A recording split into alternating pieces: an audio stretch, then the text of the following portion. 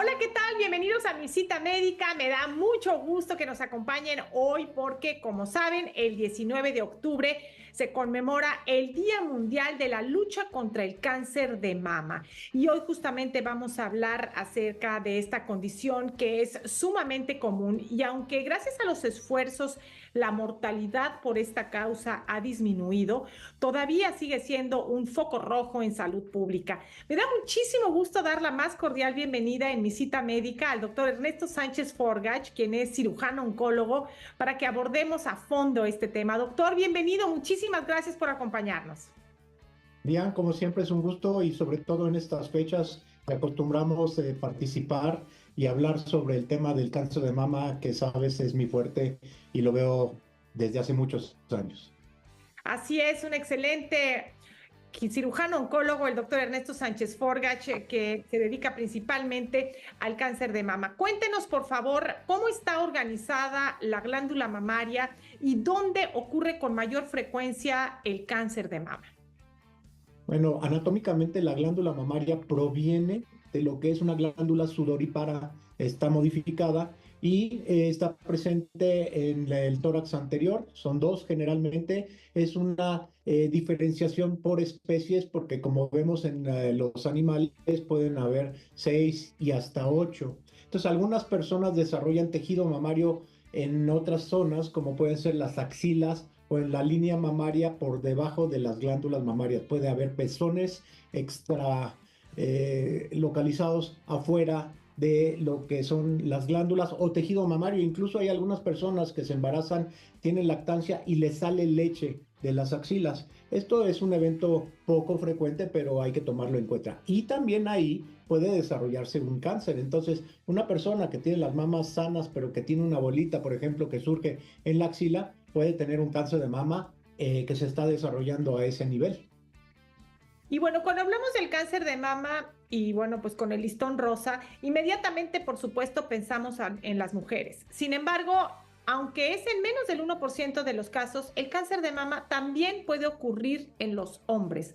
Platíquenos un poquito, por favor, del cáncer de mama en el género masculino. Generalmente, en estos varones que tienen la enfermedad, son personas arriba de los 60 años. No quiere decir que una persona de 50 con una bolita no pueda tener un cáncer de mama. Hay antecedentes familiares. Las personas de sexo masculino que tienen la enfermedad, tenemos que hacer una pesquisa o búsqueda de la mutación, específicamente BRCA. Y como te digo, generalmente hay antecedentes familiares, pero hay otro grupo de personas que tienen algún tipo de manipulación hormonal. Por ejemplo, los pacientes que tienen cáncer de próstata, se les hace un retiro de testículos, una orquiectomía, y aparte se les dan medicamentos para bloquear todo tipo de testosterona, suelen desarrollar tejido mamario. Y este es un grupo que tenemos que tener cuidado porque también pueden desarrollar cáncer de mama. Asimismo, pacientes que tienen enfermedad hepática de tipo cirrosis. ¿Por qué? Porque tienen alterada su función hormonal. El hígado es el laboratorio del cuerpo. Y entonces lo que sucede es que la testosterona se aromatiza, cambia a un radical y se vuelve estrógeno. El estrógeno, los estrógenos y la testosterona, que es la hormona masculina, se parecen mucho. También hay un grupo de personas que tienen hormonización, la gente del grupo transgénero, que quieren hacer un cambio de sexo, utilizan hormonas femeninas. Eventualmente desarrollan tejido mamario y también son sujetos a presentar más frecuencia de cáncer de mama. Doctor Sánchez Forgach, ¿qué tan común es el cáncer de mama en las mujeres? Pues fíjate, Diane, desafortunadamente es la primera causa de cáncer en la mujer y por grupo es el cáncer más frecuente tanto en hombres como en mujeres. Si juntamos pulmones que están presentes en sexos masculino y femenino, pues hay más número de casos, pero por tipo de cáncer por órgano, el cáncer de mama ocupa el 30% de todos los cánceres. Si tomamos en cuenta que en el año 2022 hubo 2.3 millones de casos de cáncer y para el año 2040 se esperan 3 millones de casos, el 30% son un número bárbaro, prácticamente 1 millón de casos a nivel mundial. En México tenemos una estadística pues un poquito difícil, no todos los casos son reportados, pero la última estadística es de 25,000 nuevos casos y 8,000 defunciones por cáncer de mama, y eso quiere decir que se muere una persona por cáncer de mama cada minuto. Terrible. Vamos a hacer una pausa y regresamos con más sobre este tema. Muchas gracias por continuar con nosotros en Mi Cita Médica. Estamos hablando acerca del Día Mundial del Cáncer de Mama que se conmemora el 19 de octubre, el Día Mundial de la Lucha contra el Cáncer de Mama. Y estamos conversando con el doctor Ernesto Sánchez Forgach, cirujano oncólogo a este respecto. Doctor, ¿cuáles son, digamos, las etapas del cáncer de mama? La etapa en la que con mayor frecuencia se diagnostica en México, específicamente dependiendo del estrato socioeconómico, porque tristemente también ese factor influye. Y por otro lado, ¿cuál es la sintomatología en cada una de estas etapas, doctor? Bueno, en realidad son 5 etapas, aunque contamos del 1 al 4. En la etapa 1 es la más temprana en forma invasiva. Los tumores miden menos de 2 centímetros y están localizados a la glándula mamaria. Cuando los tumores miden un poco más, entre 2 y 5 centímetros, o son pequeños pero ya dieron ganglios, estamos hablando de una etapa 2. La etapa 3, o conocida como localmente avanzada, los tumores son grandes, pueden estar tomando piel o fijos al músculo, los ganglios también ya son grandes. Y la etapa 4 es cuando hay metástasis, o sea que el tumor puede tener cualquier tamaño, los ganglios afectados o no, pero ya encontramos tumor en hígado, huesos, pulmones, sistema nervioso central. Y esto, bueno, cada una de las etapas conforme van avanzando tienen un peor pronóstico. Lo ideal es encontrarla en la etapa 1. Existe una etapa 0 y esa es porque se ideó después de que ya estaban puestas del 1 al 4, y para no modificarlas, de etapa 0 es cuando los tumores son diagnosticados encapsulados, o sea, en fase in situ, los tumores que no son invasores, y estos tienen excelente pronóstico.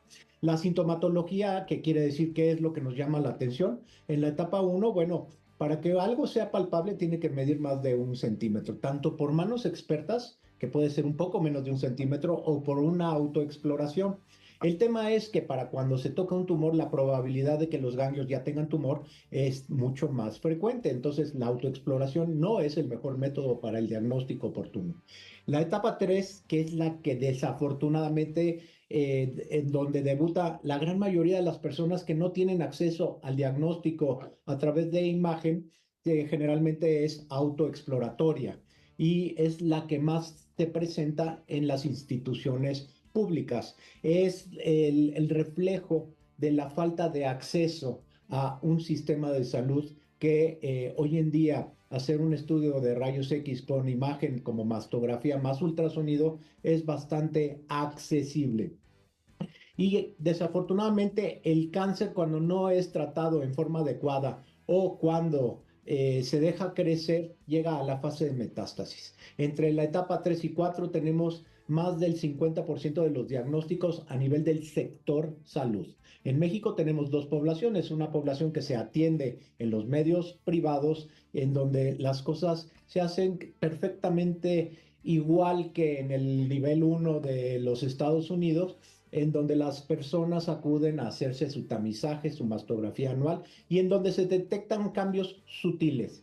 Se hacen biopsias dirigidas a través de imagen, se clasifican y califican los tumores de acuerdo a su biología y se van a tratar de acuerdo a las normas y guías internacionales. En un centro como en el que yo estoy aquí en la Ciudad de México, todo lo hacemos de acuerdo a las guías de la National Cancer Comprehensive Network y tenemos un grupo que se llama Práctica Médica Grupal. Eso lo que te asegura es que todos hagamos homogéneo el tratamiento, que hagamos bien las cosas desde el principio y que demos la mayor oportunidad de control y curabilidad a estos tumores.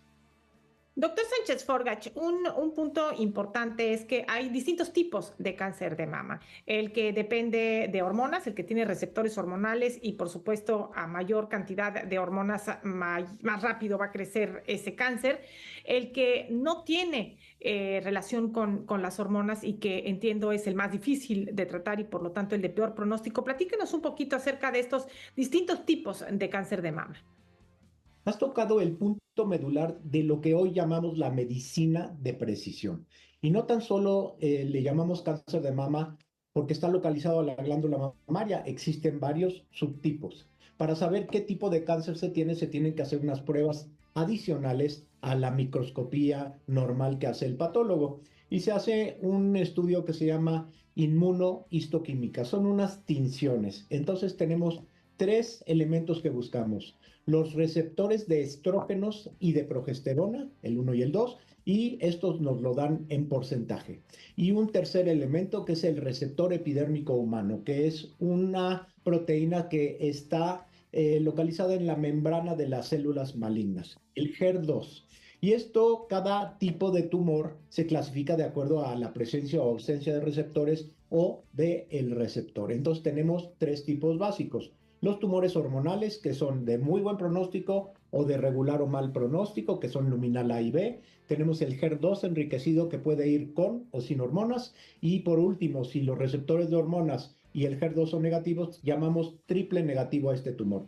Este es el más agresivo, responde a otro tipo de terapias médicas, pero el avance en el conocimiento biológico y las terapias dirigidas nos han llevado a que este tumor de muy mal pronóstico hace algunos años, hoy se pueda curar prácticamente si damos tratamientos médicos.